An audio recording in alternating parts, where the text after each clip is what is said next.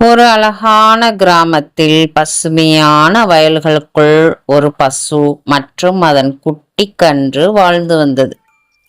அந்த கன்றின் பெயர் பொன்னி. பொன்னி ரொம்ப சுறுசுறுப்பானது, ஆனால் கொஞ்சம் அப்பாவி. ஒரு நாள் பொன்னியின் வயலின் பக்கம் தனியாக சுற்றி கொண்டிருந்தது. அப்பொழுது ஒரு காகம் அதை பார்த்தது.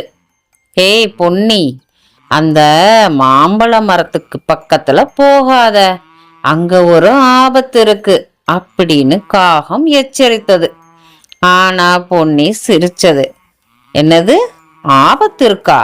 நான் அப்படித்தான் போவேன் அப்படின்னு சொல்லி ஓடி போச்சு. அந்த மாம்பழ மரத்துக்கு அடியில ஒரு பெரிய களிமண் குழி இருந்தது. பொன்னி கவனிக்காம அங்க போய் தட களிமண் குழியில விழுந்துடுச்சு.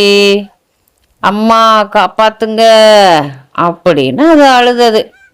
அந்த சத்தம் கேட்ட காகம் உடனே பறந்து போய் பசுவிடம் சொல்லி கூட்டிக்கிட்டு வந்தது. பசு விரைந்து வந்தது. மற்ற மாடுகளும் சேர்ந்து வந்தது. பொன்னியை காப்பாத்தியது. பொன்னி வெளியே வந்ததும் காகத்திடம் சொன்னது, மன்னிச்சிடு, நீ சொன்னதை நான் கேட்கல. காகம் சிரிச்சுக்கிட்டே சொன்னது, பரவாயில்ல பொன்னி, அடுத்த தடவை பெரியவங்க சொல்றத கேளு.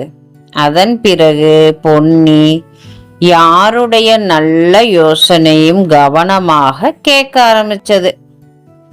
கதையின் நீதி, பெரியவர்கள் சொல்வது நம்ம நல்லதுக்குத்தான், அதை கவனமாக கேட்க வேண்டும். இந்த கதை உங்களுக்கு பிடிச்சிருந்தா லைக் பண்ணுங்க, ஷேர் பண்ணுங்க, சப்ஸ்கிரைப் பண்ணி சப்போர்ட் பண்ணுங்க. அடுத்து பொன்னி என்ன பண்ணது பார்க்கலாமா? சப்ஸ்கிரைப் பண்ணுங்க, கண்டினியூஸா பார்க்கலாம்.